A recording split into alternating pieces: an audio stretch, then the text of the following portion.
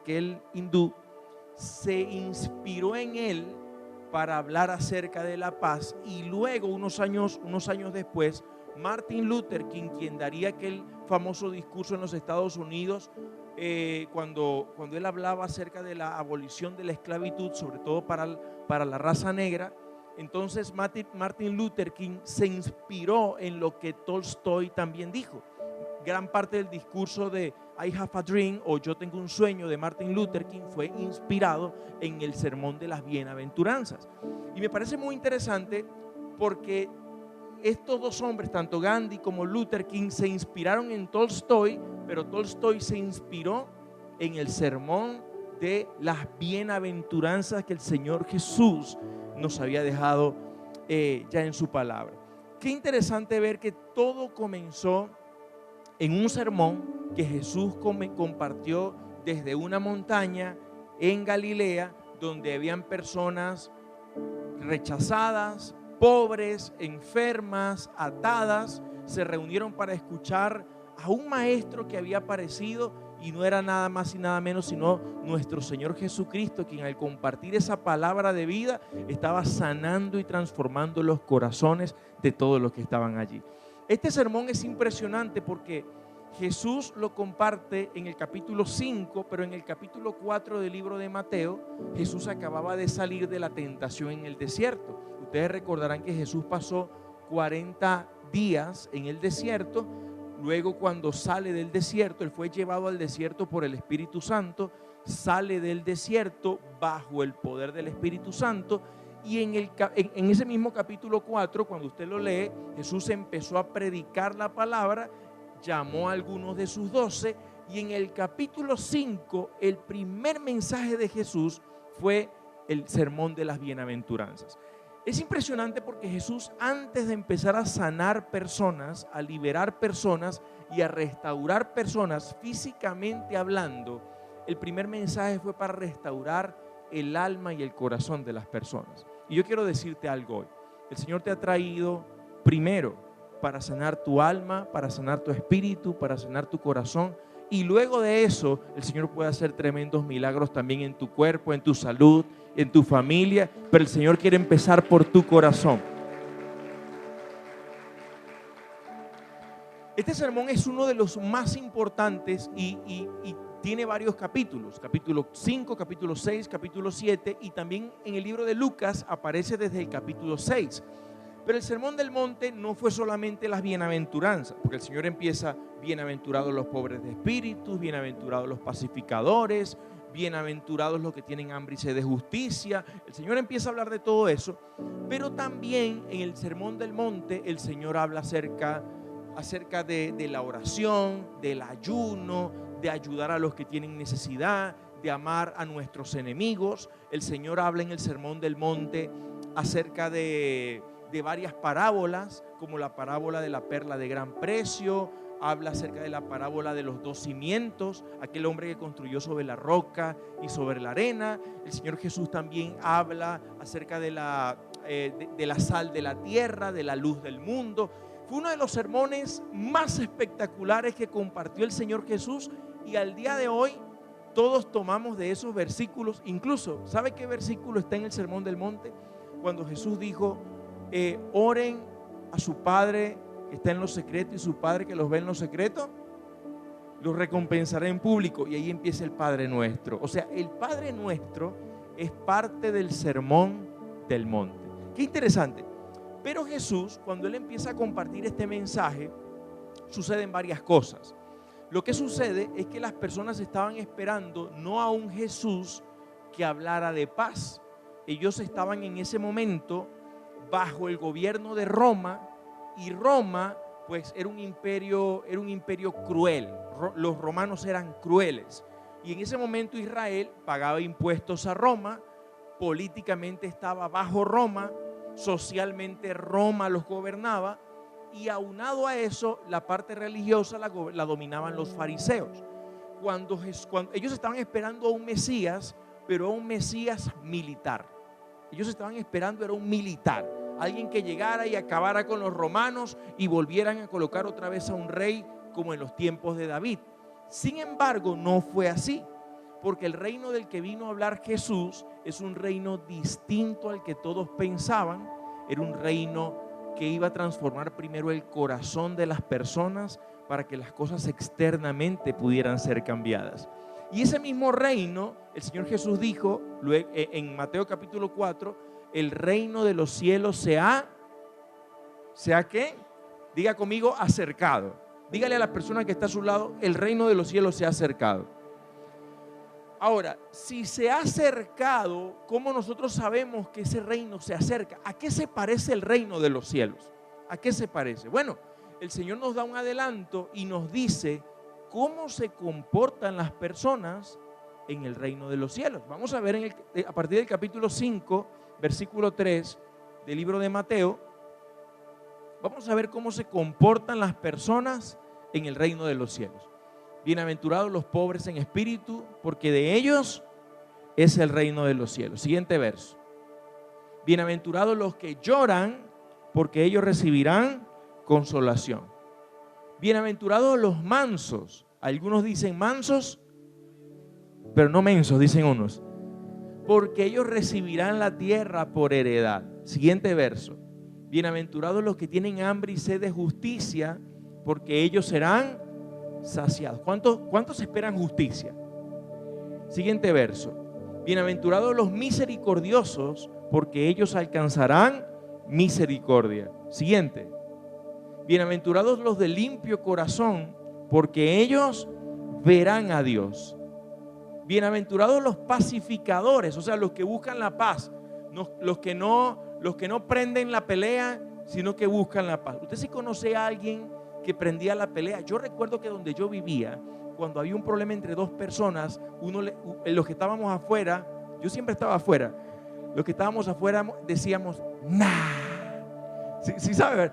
Nah, te vas a dejar. Y uno respondía y uno miraba al otro, nah. Era como para aprender la cosa, ¿verdad? Bueno, eso no era ser pacificador. La Biblia dice, bienaventurados los pacificadores. Siguiente versículo. Bienaventurados los que padecen persecución por causa de la justicia, porque de ellos es el reino de los cielos. Ellos no estaban esperando este mensaje. Ellos estaban esperando otra cosa. Ellos estaban esperando que Jesús se parara ahí y dijera, yo voy a acabar con los romanos y yo voy a ser el rey y ahora se acabó todo su sufrimiento. Eso es lo que ellos estaban esperando. Sin embargo, présteme atención a lo que le voy a decir. Jesús, dice la Biblia, que subió al monte, se sentó como se sentaban los maestros en la antigüedad a enseñar. Jesús se sienta como un maestro y subió al monte. Escucha lo que eso significa, porque eso tiene un gran significado. Usted recuerda que cuando Moisés subió al monte 40 días, fue a buscar ¿qué? ¿Qué fue a buscar? Las tablas de la ley, o sea, los mandamientos. Moisés subió a buscar los mandamientos, o sea, para darle los mandamientos a la gente. Pero ahora Jesús sube a un monte a dar unos nuevos mandamientos. O sea, Jesús está presentando en ese momento, o Mateo lo presenta como ese nuevo Moisés que ahora está dando nuevos mandamientos a todo el pueblo. Ahora Jesús no tiene que buscar los mandamientos porque Él es Dios y Él dice, por eso yo les digo. Ahora yo les digo esto, porque Él en ese momento está hablando desde su posición de Dios. Y Jesús les estaba diciendo, ahora las cosas cambiaron. Antes decían que era ojo por ojo, diente por diente. Ahora no es así. Ahora hay que ser pacificadores. Ahora hay que hacer las cosas distintas. Bienaventurados los que lloran. Bienaventurados los que tienen hambre y sed de justicia. Bienaventurados los pobres. Bienaventurados los que sufren. Bienaventurados los que son perseguidos. Y yo quiero decirle que para nosotros eso nos trae mucha esperanza. Porque aquí hay muchas personas que hoy lloran. Aquí hay muchas personas que hoy no tienen esperanza, que hoy tienen hambre y sed de justicia, que vivieron alguna injusticia y que le dicen, Señor, hazme justicia. A personas a las que quizás le quedaron debiendo y la persona desapareció y la persona dice, Señor, hazme justicia tú. El que me debía desapareció, pero hazme justicia tú, Señor. Y precisamente este mensaje es para los que estamos en algún momento de sufrimiento y el Señor nos dice: no te preocupes, eres dichoso y eres bienaventurado. Y ya te voy a explicar por qué. Ahora, este mensaje de Jesús está apuntando al corazón de las personas, porque Jesús dice: bienaventurados los pacificadores. Dentro, mire, las primeras 4 veces que Jesús dice bienaventurados, trata de nuestra relación con Dios. Los segundos 4 trata de nuestra relación con las personas, porque no podemos estar bien con las personas si no estamos primero bien con Dios. No podemos tener buenas relaciones con nuestro prójimo si no tenemos primero una buena relación con Dios. Si usted quiere tener una mejor relación con su vecino, con su esposo, con las personas, con sus hijos, primero tenga una buena relación con Dios para que las cosas puedan mejorar. La segunda cosa por la que Jesús da este mensaje es para que sepamos cómo se vive en el reino de los cielos. Ahora, ¿quiénes estaban escuchando ese mensaje? ¿Quiénes? La Biblia dice que Jesús estaba en Galilea y el mensaje lo estaban escuchando primero los discípulos, porque Jesús les dijo, estaban las multitudes, pero se acercaron los discípulos al monte. Eso nos deja una gran enseñanza, porque los discípulos siempre se acercan al monte. ¿Y sabe qué significa el monte? El monte es un lugar de encuentro con Dios. El monte de Sinaí, el monte Carmelo, el monte de Sión, el monte en Galilea. El monte es un lugar donde Dios se encuentra con las personas. Y Jesús se para en el monte y estaban los discípulos, pero también estaban las multitudes. Y estaban personas que de verdad tenían dolores, no solamente en el cuerpo, sino en el alma. Y este sermón era para ese tipo de personas. Ahora, hoy vamos a estudiar el primer versículo. El primer versículo. Me gustaría hacer una serie de esto porque esto es demasiado interesante, pero hoy vamos a estudiar el versículo 3. Mateo capítulo 5, versículo 3. Bienaventurados los pobres en espíritu, porque de ellos es el reino de Dios. ¿Cuántos quieren saber lo que esto significa? ¿Sí? ¿Tiene curiosidad o lo dejamos para la otra semana? Bueno, sigamos entonces. Empecemos. La Biblia dice: bienaventurados los pobres de espíritu. La palabra bienaventurados, lo hemos escuchado muchas veces, significa felices, bendecidos. O sea, pero es una bendición y es una felicidad que no es pasajera. Mire, la felicidad del hombre a veces puede ser muy pasajera, pero la felicidad que Dios da no es esa felicidad pasajera. Por ejemplo, ¿qué pasaría si en este momento lo llama su jefe y le dice: mira, te acabamos de hacer un depósito de $500 adicionales de tu quincena? ¿Cómo se pone usted? ¿Qué haría usted? ¿Se alegra o no? Entonces vamos a cambiar el monto. Te acabo de depositar $1,000, te cayeron en tu cuenta. ¿Se alegró o no?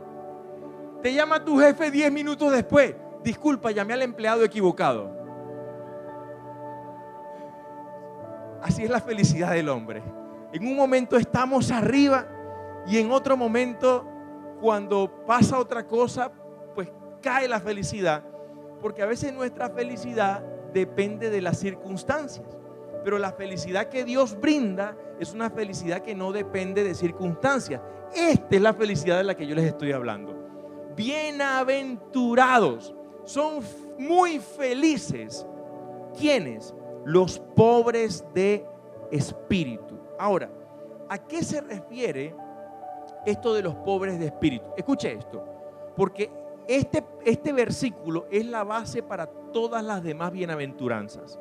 El que es pobre de espíritu tiene la puerta abierta para todas las demás, pero la puerta se abre siendo pobre de espíritu. El que no es pobre de espíritu no puede disfrutar de las demás. Por eso esta es la puerta. Ahora, ¿qué significa pobre de espíritu? La palabra pobre tiene que ver con alguien humilde ante Dios y que está consciente de su necesidad espiritual. Pero permítame explicárselo, porque cualquiera puede decir: yo soy ese pastor, yo sé que yo necesito de Dios. Espérese un momento y vamos desarrollándolo en el camino. Cuando la Biblia dice pobre de espíritu, sabe que hay varios tipos de pobres. Y eso está escrito en una... Cuando en griego, recuerde que el Nuevo Testamento fue escrito en griego. Y cuando esto se escribió y que escribieron la palabra pobre, eran 4 tipos de pobre. O sea, hay un tipo de pobre que es el que no tiene para comer mañana. Ese es un tipo de pobre. Pero había otro tipo de pobre que es el que no tiene para comer hoy. O sea, que está en la bancarrota. Y ese tipo de pobre es al que se está refiriendo en este momento el versículo. El pobre de espíritu es el que no tiene nada. No tengo absolutamente nada bueno delante del Señor. Soy un pobre de espíritu delante de Dios. Yo no sé si usted sabía, le voy a explicar lo que significa la bienaventuranza para que usted vea por qué es necesario ser pobre en espíritu. Usted sabe que la isla de Chipre, ¿cuántos han escuchado alguna vez o han visto ese Chipre en el mapa? Usted sabe que la isla de Chipre antes se llamaba o le decían la isla de Macaria. Macaria. ¿Y sabe por qué? Porque significaba la isla de la felicidad completa. ¿Y cómo es eso? Porque los que vivían en Chipre no tenían necesidad de ir a otro lado, porque en Chipre lo tenían todo. En Chipre lo tenían todo. Y la palabra bienaventuranzas en griego se escribe Macarius, que significa felices completamente. O sea, cuando me refiero a bienaventuranza, me refiero a que usted es tan feliz que usted no necesita nada más. ¿Cuántos quieren ese tipo de felicidad? Que usted diga, pastor, me siento completo, me siento pleno en la vida. ¿Alguien quiere eso? Ahora, cuando nos estamos refiriendo a pobres de espíritu, y aquí se pone la cosa interesante, una persona pobre de espíritu es una persona que tiene un corazón que es humilde. Humilde. Y yo quiero hacerle una pregunta y no me vaya a levantar la mano, no se le ocurra levantar la mano. Pero cuando usted pisó por primera vez la iglesia, ¿usted llegó pensando que tenía problemas de orgullo? ¿O usted llegó pensando que usted siempre ha sido una persona humilde? Porque a veces el concepto de humildad lo tenemos como un poquito equivocado. Y pensamos, no, bueno, yo soy humilde, yo soy normal, a veces he escuchado a personas decir esto, yo soy del barrio, yo soy humilde. Eso es totalmente distinto a la humildad. Yo conozco gente de barrio que no es humilde. Y conozco gente que está muy arriba y es bien humilde. Conozco gente que no tiene nada y es bien orgullosa. Conozco gente que tiene mucho y también son muy orgullosos. Porque el orgullo no tiene que ver con posición, la humildad no tiene que ver con posición social. La humildad es un estado del corazón. Es reconocer. Y cuando Jesús estaba diciendo los pobres de espíritu, incluso hay un versículo en Isaías, mírelo conmigo, Isaías 57:15. Isaías 57:15, mire lo que dice. Porque así dijo el alto y el sublime, el que vive, creo que dice vive, en la eternidad y cuyo nombre es santo, y habito en la altura y la santidad. Escuche bien, ¿Dios vive dónde? Dígalo, ¿dónde vive Dios? Dígalo fuerte, ¿dónde vive Dios? En la altura y en la santidad. Allá vive Dios, bien alto. Dios vive en dos lugares. En dos lugares. Uno, en lo más alto. ¿Y cuál es el otro lugar? Y con el quebrantado y humilde de espíritu, para hacer vivir el espíritu de los humildes y para vivificar el corazón de los quebrantados. O sea, Dios tiene dos lugares para vivir. En lo más alto del cielo, en la santidad, y en lo más humilde del corazón del ser humano. En esos dos lugares vive Dios. Ahora, ¿cómo saber si yo tengo ese corazón? Yo quiero decirle que el orgullo no escucha a los demás. El orgullo se escucha a sí mismo. El orgullo nunca cede la razón. El orgullo siempre tiene la razón. El orgullo se rebela. El orgullo resiente contra otros. El orgullo divide matrimonios, divide iglesias. El orgullo divide familias. El orgullo divide amistades. El orgullo nunca une. El orgullo es un divisor. El orgullo impide que pidas perdón. El orgullo te lleva a justificarte. El orgullo te lleva a tapar las cosas. El orgullo te lleva... Yo conozco personas que cuando sienten que están perdiendo la discusión, cambian el tema. ¿Sí conoces gente así? Sienten que están perdiendo la discusión y dicen, pero tú hiciste esto. Miren, imagínense esto. Una vez yo hablaba con alguien y yo le decía, mira, pero me dijeron que tú hiciste esto y eso. No, pero él también hizo esto, pastor. O sea, no reconocen su problema, sino que buscan la manera de zafarse de lo que ellos hicieron, echándole la culpa a otro. ¿Y sabe cómo se llama eso? Dígame cómo se llama eso. Orgullo. ¿Sabe qué es lo contrario a pobreza de espíritu? El orgullo. Al orgullo le da pena reconocer. Al orgullo le da pena dar la cara. Al orgullo le da pena pasar al frente cuando se va a hacer una oración. Pasen al frente los que saben que tienen que arreglar algo con Dios.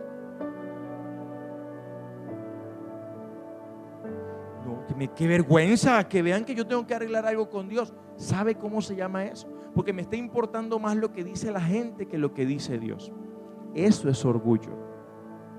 El orgullo me lleva a que cuando me equivoco, no doy la cara ni pido perdón. Hay gente, escuche, hay gente a la que le cuesta pedir perdón. Les cuesta pedir perdón.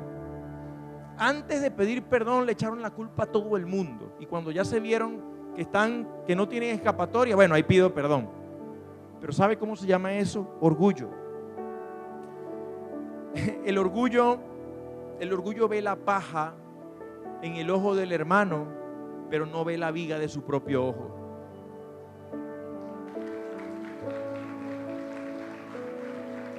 Con esto quiero decirle que el orgullo siempre critica. El orgullo siempre critica a los demás. El orgullo no tiene nada que cambiar, los que tienen que cambiar son los demás. Una vez me reuní con alguien que me dijo, pastor, mire, yo definitivamente no vengo más. Y yo, ¿por qué, hermano? ¿Qué pasó? Pastor, es que en la iglesia, no sé, la gente actúa de una manera y los servidores me miran feo. O sea, le echó la culpa a toda la iglesia. Yo digo, Dios mío, es increíble que 2,000 personas están equivocadas, dije yo. 2,000 personas equivocadas. Y el único que no está equivocado eres tú. Porque el orgullo es así. El orgullo mira la paja en el ojo de todo el mundo. Si usted le pregunta a alguien, es más, si yo le hago una pregunta a usted, no levante la mano. ¿Cuántos se consideran humildes? No la levante. ¿Cuántos se consideran humildes? Si usted era de los que iba a levantar la mano, vaya a orar. Porque el que es humilde, si usted coloca un micrófono en el cuarto del humilde, siempre el humilde está orando, pidiéndole perdón a Dios por el orgullo. El humilde siempre está en su cuarto diciéndole, Señor, perdóname porque hoy respondí con orgullo. Hoy hablé con orgullo. Respondí con orgullo. ¿Sabe que el orgullo es el pecado que le abre la puerta a todos los demás pecados?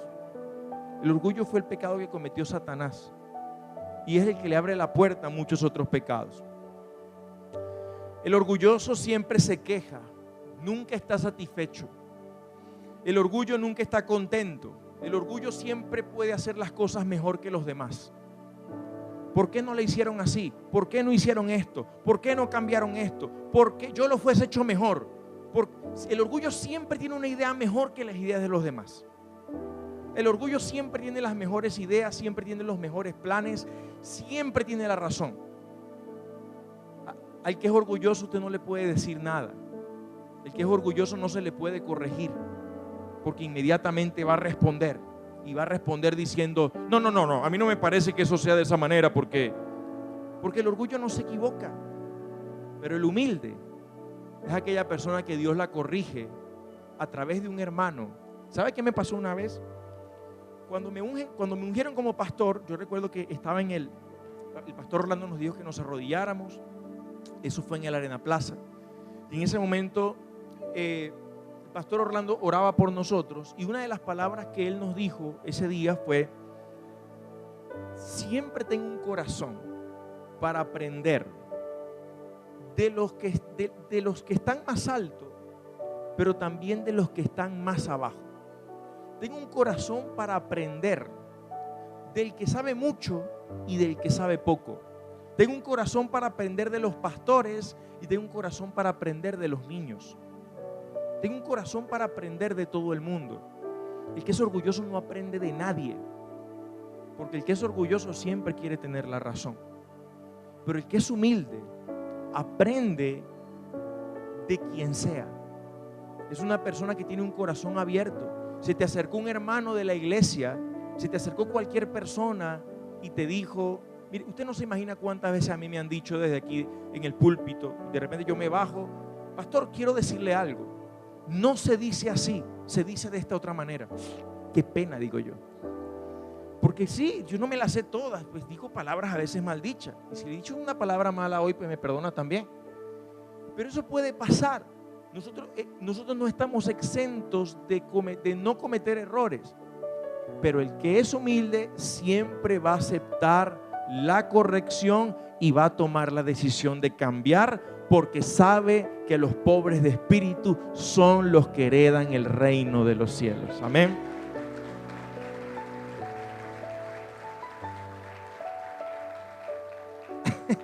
Yo no sé si a usted le ha pasado esto, pero siempre hay gente que tiene un cuento mejor que el de usted. Mire, una vez me pasó esto. Mire, yo dije, mira, tú sabes que fui a la playa, un ejemplo, ¿no? Fui a la playa y me pasó que llegué a un lugar donde el agua era tan clarita, No, es que tú no sabes este cuento. Yo una vez fui a una que era más clara que esa que tú dices. Siempre tiene el cuento mejor. Mira, tú sabes que tuve que pasar por tal calle y casi me llega un carro. Chico, si hace una semana yo venía manejando y venía otro y yo tuve que esquivar. Siempre tiene un cuento mejor que el de usted. Siempre. ¿Sí se ha dado cuenta que hay gente así? Siempre. Usted no ha terminado de echar el cuento suyo cuando él ya está contando su mega historia. Porque el orgulloso siempre quiere ser el centro de atención. ¿Sabe qué dice la Biblia? Que debemos ser pobres de espíritu. Pobres de espíritu. La Biblia dice que Jesús, cuando oró por sus discípulos en Juan 17, dijo: Señor, yo te pido para que ellos sean uno solo, para que todos los demás crean en ti. Gandhi, ¿sabe qué dijo Gandhi? Gandhi dijo: me gustan las enseñanzas de Jesucristo, pero no creo en sus cristianos. Porque muchas personas, Jesús dijo, oro para que ellos sean uno, para que el mundo pueda creer. ¿Sabe cómo el mundo cree que Jesucristo es nuestro Señor? Cuando somos una sola iglesia. Cuando usted no ve a un hermano criticando a otro, y el otro hablando del otro, y el otro hablando del otro hermano. Quiero ir dándole el cierre con este versículo. Acompáñenme a Mateo capítulo 11, versículo 28. Mateo 11, 28. Vamos a descubrir entonces lo que significa tener un corazón humilde. ¿Y qué es lo que pasa cuando usted tiene un corazón humilde? Vengan a mí. ¿A cuántos les gusta este versículo? Usted lo puede leer conmigo en voz alta. Cuando lo leemos en voz alta, no solamente lo confesamos, sino que lo aprendemos. Dice así: vengan a mí todos los que están trabajados y cargados, y yo los haré. ¿A cuántos les gusta ese versículo? Pero no termina ahí. Sigue. Siguiente versículo: lleven mi yugo sobre ustedes y aprendan de mí, que soy manso y humilde de corazón. ¿Y qué pasa? ¿Qué pasa cuando somos mansos y humildes de corazón? Hallaremos descanso para nuestras almas. Es decir, cuando yo soy humilde, mi alma descansa. El alma del orgulloso no tiene descanso. Hay personas que andan todo el tiempo irritables, angustiadas, preocupadas. ¿Sabe qué otro nombre le coloca el Señor a eso? Orgullo. Pastor, ¿qué tiene que ver una cosa con la otra? Cuando usted vive preocupado, es porque usted piensa que usted no lo puede resolver. Pero cuando usted es pobre de espíritu, usted dice: Señor, yo descanso en ti, porque aunque yo no pueda, tú sí puedes, Señor. Pobre de espíritu. Yo no puedo, tú sí puedes. El pobre de espíritu dice: Señor, yo no tengo nada bueno para presentarme delante de ti. Es por la cruz de Jesucristo, pero yo no tengo nada bueno. No hay nada bueno, Señor. Si me tocara presentarme delante de ti en este momento, dentro de mí no hay nada bueno. Pero yo tomo la cruz de Cristo, y por la cruz de Jesucristo, entonces yo puedo presentarme delante de ti. Esa es pobreza de espíritu. Quiero decirle que el humilde vive en paz, vive satisfecho. El humilde y el manso vive tranquilo y tiene descanso en su alma. El que es humilde aprende a pedir ayuda. El humilde, ¿qué hace? Pide ayuda. El orgulloso puede estar enfermo y no le pide ayuda a nadie. Dice: no, yo puedo solo, yo saco esto adelante, tranquilo, no pasa nada, yo sigo adelante. Porque el orgulloso es así. ¿Sabe qué? El humilde sana más rápido, porque el humilde pide perdón, y el perdón trae sanidad. Usted sabe que hay personas que, incluso siendo líderes en una iglesia, no se la llevan bien con otros líderes. ¿Usted puede creer eso? Que eso pasa en las iglesias. Aquí no, en otras.